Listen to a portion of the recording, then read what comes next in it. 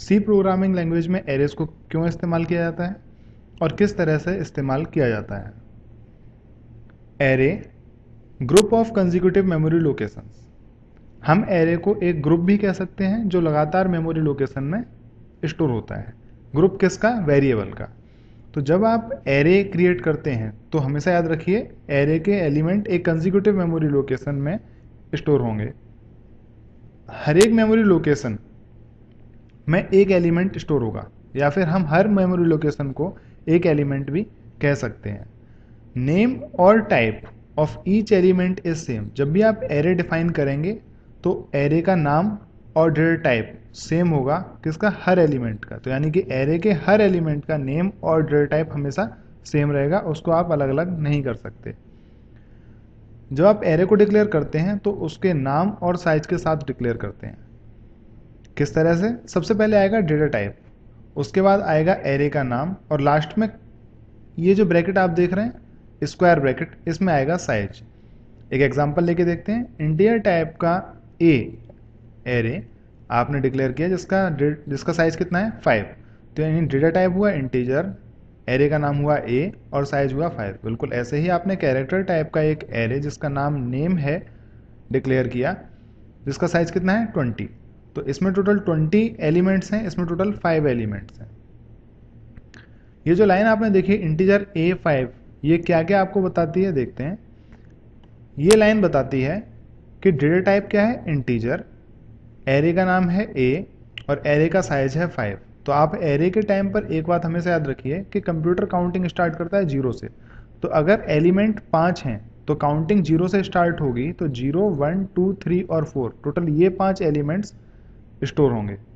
तो काउंटिंग 0 से स्टार्ट होगी। तो अगर ये कंप्यूटर की मेमोरी है तो इस तरह से टोटल 5 एलिमेंट 0, 1, 2, 3, 4 स्टोर होंगे कंसेक्यूटिव मेमोरी लोकेशन में। देखिए लगातार मेमोरी लोकेशन का इस्तेमाल किया जा रहा है। ऐसा नहीं है कि 0 कहीं और है, 1 कहीं और, 3 कहीं और, 4 कहीं और, ऐसा नहीं है। तो फर्स्ट एलिमेंट हमेशा 0th पोजीशन से स्टार्ट होता है। तो जब भी आप सेकेंड एलिमेंट प्रिंट कराना चाहेंगे तो उसकी पोजीशन क्या होगी? फर्स्ट। तो हमेशा याद रखिएगा format to access an element. आपने अब एरे डिक्लेयर तो किया, डिफाइन किया। अब आप एरे को एक्सेस कैसे करेंगे? एक्सेस क्यों करते हैं? आप उसको इनिशियलाइज करने के लिए एक्सेस करेंगे, या फिर उसको प्रिंट कराने के लिए, या उस पर ऑपरेशन परफॉर्म करने के लिए आप एक्सेस करेंगे एलिमेंट्स को। तो आप किस तरह से एक्सेस कर सकते हैं एलिमेंट को देखते हैं। आप क्या करेंगे? एरे का नाम लिखेंगे, स्क्वायर ब्रैकेट के अंदर उसकी पोजीशन पास कर देंगे। कैसे? इंटीजर A5 यहाँ पे हमने क्या किया? डिफाइन किया। तो प्रिंट एफ करेंगे हम %d A3। ए एरे का नाम, 3 बता रहा है पोजीशन, तो कौन सा एलिमेंट प्रिंट होगा? देखिए ये वाला एलिमेंट एक्सेस होगा। तो इस तरह से हम एरे के एलिमेंट्स को एक्सेस कर सकते हैं। तो अब हम लोगों ने एरे को डिक्लेयर करना सीख लिया, डिफाइन करना, और हमने एरे के एलिमेंट्स को एक्सेस करना सीख लिया। तो अब हम प्रैक्टिकली कुछ काम करते हैं एरे पर। क्या करें? हम एक प्रोग्राम लिखते हैं। इस प्रोग्राम में हम एरे को एक्सेस करेंगे। Include conio.h void main। Integer type का एक एरे लीजिए जिसका नाम है a और साइज है 5। प्रिंट कराते हैं। क्या प्रिंट कराएं? देखिए मैंने आपको अभी बताया कि एरे के एलिमेंट एक कंसेक्यूटिव मेमोरी लोकेशन यानी कि लगातार मेमोरी लोकेशन में स्टोर होते हैं। हम इस चीज़ को चेक करते हैं। एरे का या किसी भी वेरिएबल का एड्रेस अगर आप प्रिंट कराना चाहें तो कैसे प्रिंट कराएंगे? फॉर्मेट स्पेसिफायर है %u। आप %u का इस्तेमाल करते हुए एड्रेस को प्रिंट कराते हैं। तो इस तरह से हम टोटल 5 एड्रेस प्रिंट करेंगे यहाँ पर, और वो 5 एड्रेस किस किस के होंगे? 5 एलिमेंट्स, एरे के जो 5 एलिमेंट हैं उन सभी का एड्रेस हम प्रिंट करते हैं। तो एड्रेस प्रिंट करने के लिए क्या लिखते हैं हम? सबसे पहले एड्रेस ऑपरेटर ए, और एक्सेस कैसे करेंगे आप किसी भी एलिमेंट को? इस तरह से। तो address A, first element access करना हो तो ब्रैकेट 1, कॉमा।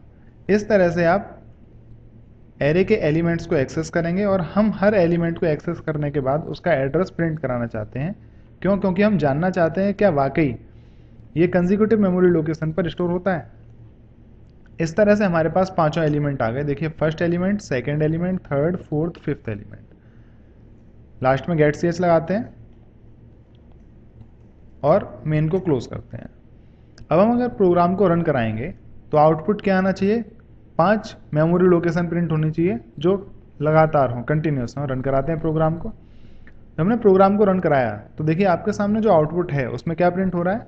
1245016, 1245020, 1245024, बिल्कुल ऐसे ही 28 एंड 32 ये प्रिंट हो रहा है। तो यहाँ पर आप एक चीज़ गौर कीजिए, मैंने आपको बोला कि कंसेक्यूटिव मेमोरी लोकेशन, लेकिन आप कहेंगे कि यहाँ कंसेक्यूटिव मेमोरी लोकेशन तो नहीं है, लगातार नहीं है। 16 के बाद 17 होना चाहिए था, फिर 18 होना चाहिए था, 19 होना चाहिए था, 20 होना चाहिए था। जी हाँ, बिल्कुल सही। ऐसा क्यों नहीं है वो मैं आपको बताता हूँ। हमने किस टाइप का एरे डिक्लेयर किया है? इंटीजर टाइप का। इंटीजर कितने बाइट लेता है? 4 बाइट्स। तो 16 से लेकर 4 बाइट यानी 16, 17, 18, 19 किसके पास है? A0 के पास। तो यानी A0 स्टोर होने के लिए 16, 17, 18 और 19 ये 4 बाइट्स ले रहा है। तो इसलिए जो नेक्स्ट पोजीशन अवेलेबल है मेमोरी के अंदर, जो नेक्स्ट पोजीशन अवेलेबल है वो कौन सी है? 20। तो इसीलिए एरे का सेकंड एलिमेंट 20th पोजीशन से स्टार्ट होना शुरू हुआ। तो बिल्कुल ऐसे ही 20, 21, 23 एंड 24 ये 4 किसके पास पहुंचे? A1 के पास यानी कि सेकंड एलिमेंट के पास। और A3 स्टार्ट, A2 24 से स्टोर होना स्टार्ट हुआ। ये चीज़ आप पॉइंटर्स के समय भी पढ़ेंगे। हमारा जो अगला ट्यूटोरियल है वो पॉइंटर है, तो पॉइंटर के अंदर भी आप इस चीज़ को समझेंगे, तब आपको और ज़्यादा क्लियर समझ में आएगा। तो मेरे ख्याल से अब तक आपको समझ में आया होगा कि क्यों ये 16 से 20 पर जंप कर रहा है। लेकिन देखिए हैं कंसेक्यूटिव मेमोरी लोकेशंस। एक काम करते हैं, कैरेक्टर 1 बाइट स्टोर करता है, तो क्यों ना हम इस इंटीजर को कैरेक्टर में कन्वर्ट कर दें। कैरेक्टर टाइप का एक एरे जिसका नाम ए है हमने डिफाइन किया, जिसका साइज कितना है? 5। हम हर एलिमेंट का एड्रेस प्रिंट कराते हैं, और क्योंकि कैरेक्टर 1 बाइट लेता है तो इसीलिए अब तो कंसेक्यूटिव मेमोरी लोकेशन आनी चाहिए। रन कराइए तो देखिए 28, 29, 30, 31 एंड 32। अब समझ में आया कि एरे कंसेक्यूटिव मेमोरी लोकेशन लेता है, सिर्फ डिफरेंस किसका हो जाता है? साइज का। तो अब अगर हम इसको फ्लोट करके कराएंगे तो देखिए क्या आता है? फ्लोट। रन कराइए, कितना डिफरेंस आना चाहिए? 16 का 20 आ रहा है, 4 बाइट का डिफरेंस आ रहा है, क्योंकि फ्लोट 4 बाइट में स्टोर होता है। तो इस तरह से आप लोग अब तक समझ गए होंगे कि हम क्यों एरे का इस्तेमाल करते हैं, क्यों करते हैं। अगर आप किसी क्लास के 200 स्टूडेंट्स का नाम स्टोर कराना चाहते हैं तो आपको 200 अलग अलग वेरिएबल बनाने पड़ेंगे।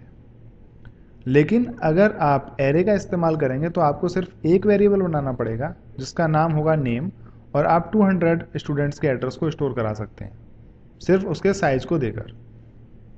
इसीलिए हम एरे का इस्तेमाल करते हैं। अगर हम यहाँ पर 5 अलग अलग वेरिएबल बनाते हैं, जैसे कि A1, A2, A3, A4 और A5, देखिए 5 अलग अलग वेरिएबल बने, और 5 अलग अलग वेरिएबल्स हम यूज़ करेंगे। लेकिन जब आपको 500 वेरिएबल्स लिखने हो, मतलब 500 नाम स्टोर कराना चाहें, तो आप 500 वेरिएबल बनाएंगे, तो आपका टाइम भी ज़्यादा जाएगा और आपको प्रॉब्लम भी होगी। इसके अलावा एरे क्योंकि कंसेक्यूटिव मेमोरी लोकेशंस में स्टोर होता है, तो हम उस पर कुछ और ऑपरेशन भी परफॉर्म कर सकते हैं पॉइंटर के सहायता से, जो कि हम नेक्स्ट ट्यूटोरियल में सीखेंगे। तो अब हम क्या करते हैं, मैंने आपको एरे के बारे में तो बताया कि एरे के सभी एलिमेंट कंसेक्यूटिव मेमोरी लोकेशंस पर स्टोर होते हैं। लेकिन कभी आपने वेरिएबल्स की, जैसे हमने यहाँ पर अभी 5 वेरिएबल डिक्लेयर किए हैं, 1, 2, 3, 4 एंड 5, क्या इन 5 वेरिएबल के एड्रेस को प्रिंट कराया है? नहीं कराया। तो अब हम इसको करा के देखते हैं और देखते हैं कि क्या ये भी कंसेक्यूटिव मेमोरी पर स्टोर होते हैं। A2, A3, A4 and last one is A5। Run करा के देखते हैं। तो देखिए जब आप रन कराएंगे तो आप पाएंगे कि वो कभी भी कंसेक्यूटिव मेमोरी लोकेशंस पर स्टोर नहीं होते। देखिए एक 32 पर है, एक 28 पर, एक 24 पर, एक 20 पर, एक 16 पर। जहाँ भी एड्रेस खाली मिला वहाँ पर स्टोर कर दिया, क्योंकि वो अलग अलग हैं, वो एक साथ नहीं है, एक ही एरे नहीं है वो।